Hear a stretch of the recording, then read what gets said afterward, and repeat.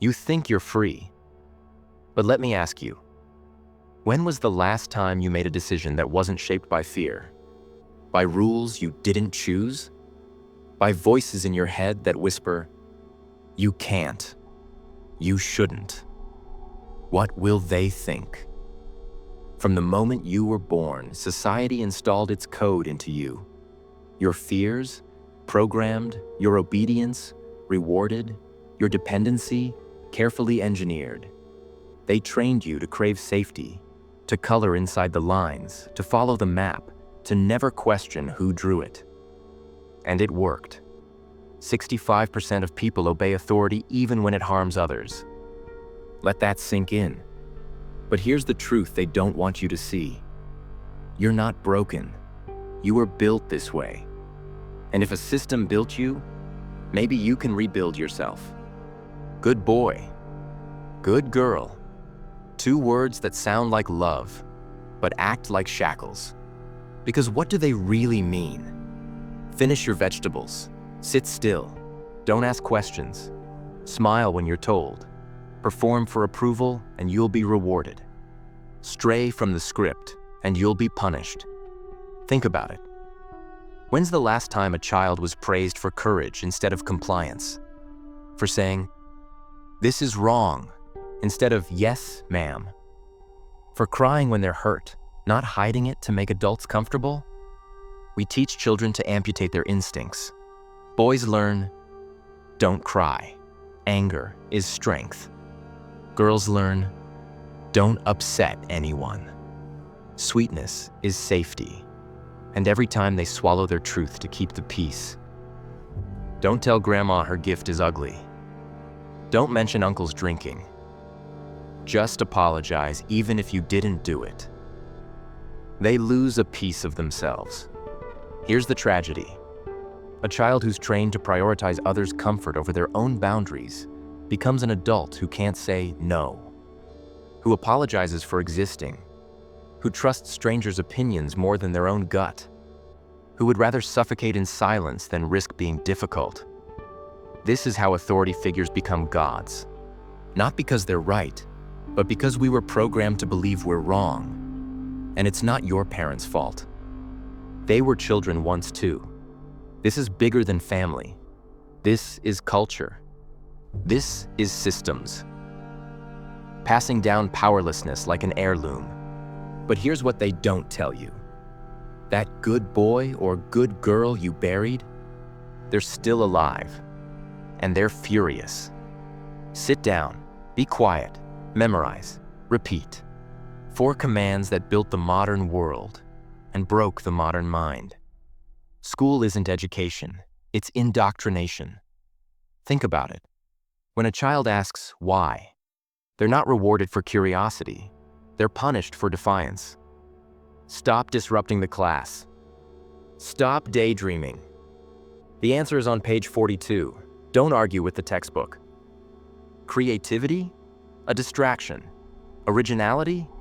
A liability. They want human photocopiers, not thinkers. You were graded not on how deeply you understood, but how perfectly you regurgitated.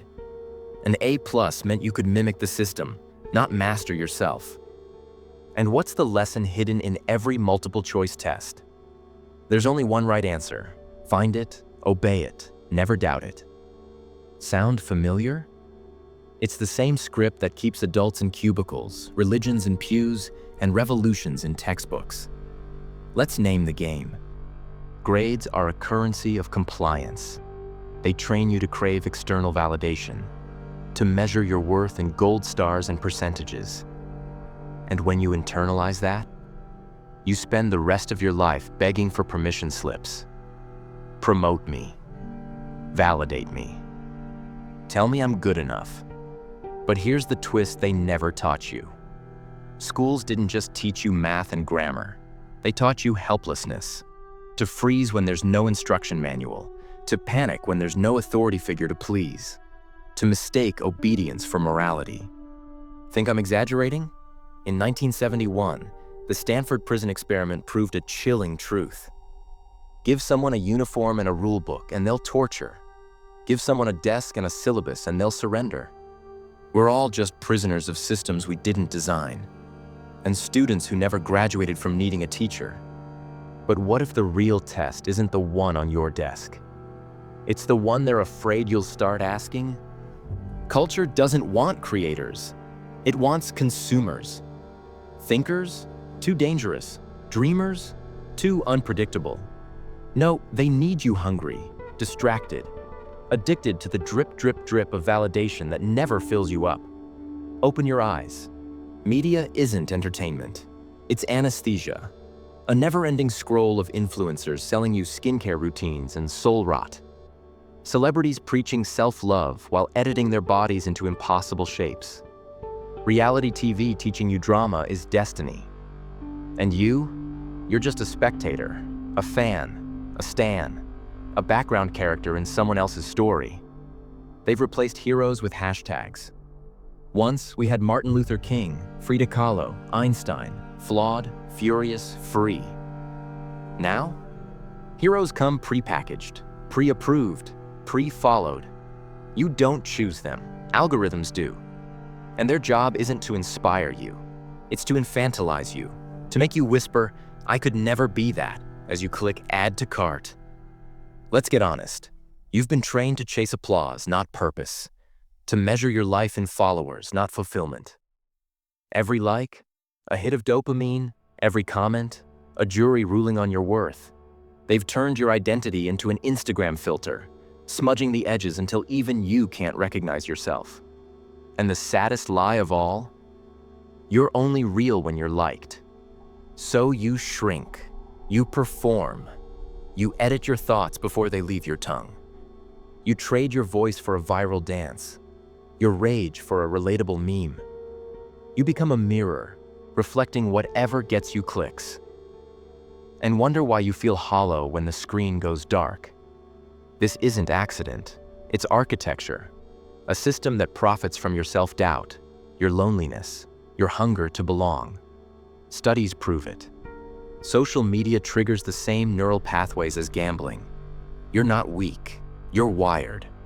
Programmed to confuse trending with truth, popular with power.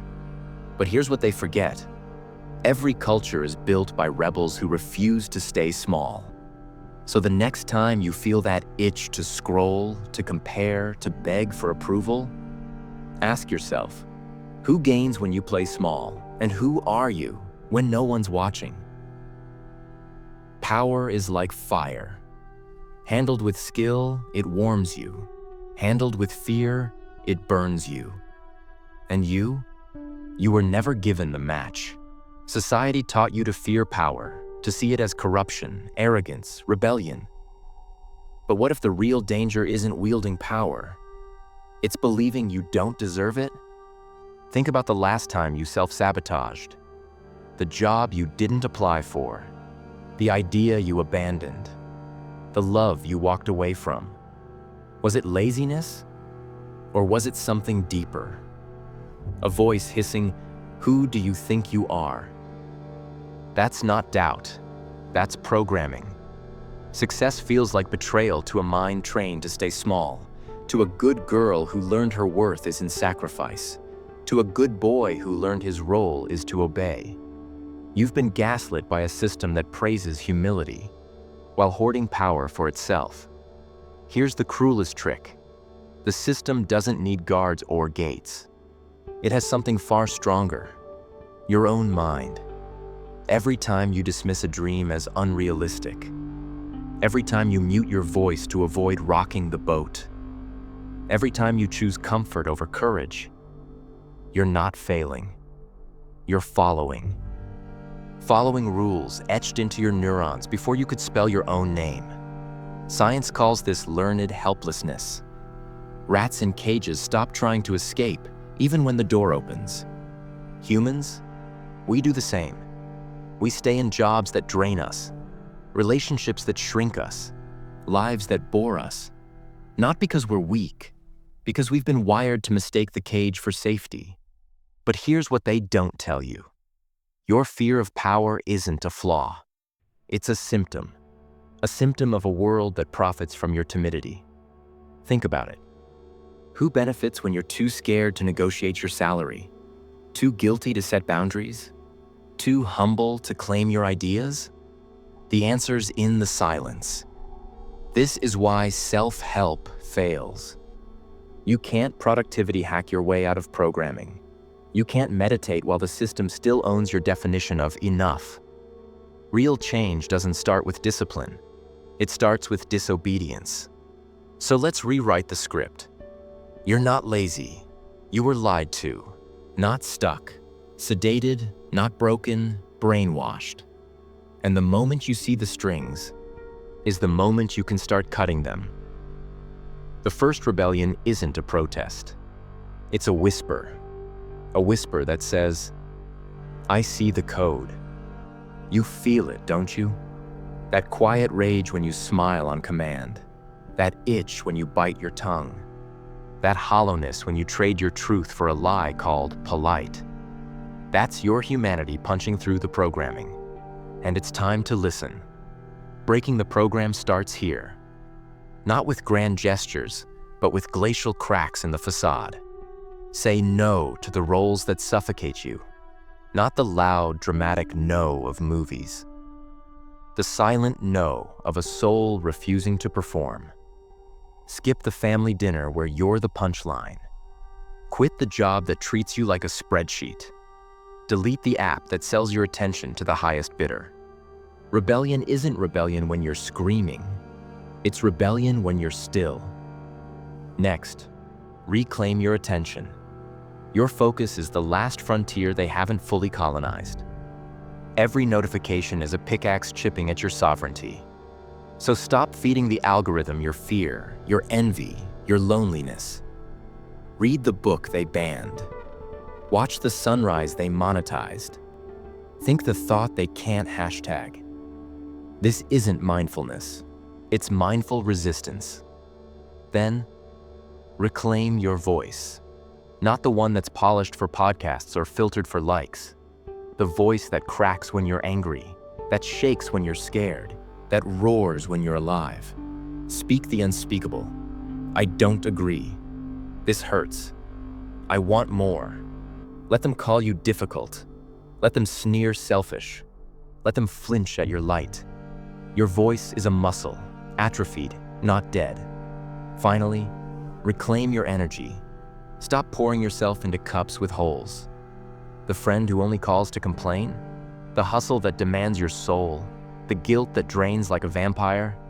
Let them. Starve. Power isn't something you take. It's something you stop giving away. Here's the science they'll never teach you. Neuroplasticity proves your brain can rewire at any age. Those hardwired beliefs? Flimsy code. Every time you choose curiosity over compliance, you burn a neural pathway to freedom. Every time you rest without apology, you delete a line of the old script. You are not a machine. You're a mosaic. And the cracks are where the light gets in. This won't feel like victory at first. It'll feel like grief, like terror, like screaming into a void that echoes, "Who do you think you are?" Answer anyway. Someone who refuses to be a ghost in their own life. The program works because it's subtle. So be subtler. Don't overthrow the system, outgrow it. Water the parts of you they tried to bury. Let your selfishness bloom into boundaries. Let your arrogance harden into self-trust. Let your rebellion soften into joy. They'll tell you this is naivety, that the world doesn't change. But look closer. The world is changing. Because you're breathing fire into the code. Because you're proof that the most dangerous lie isn't you're powerless. It's you're alone. So let's rewrite the ending. You don't have to be what you were trained to be. You get to be what you were born to be. A human, uninstalling. You weren't born weak. You were made weak. They handed you a script and called it destiny. But here's the secret they buried. If you were programmed, you can be reprogrammed. This isn't optimism, it's arithmetic. Every lie they fed you, subtract it. Every boundary they drew, erase it. Every voice that says, stay small, silence it. You think you need permission? Permission is a myth sold by gatekeepers. The only approval you need is your own. The only authority? The fire in your gut that says, enough. The world wants you to wait, to hesitate, to ask, am I allowed? But revolution doesn't knock. It kicks down the door. So start here. Delete one rule they wrote for you. Say one no that terrifies you. Want one thing you've been taught to fear. This is your ultimatum. Reprogram yourself, or be used forever. A puppet or a pioneer, a prisoner or a prophet, a consumer or a creator.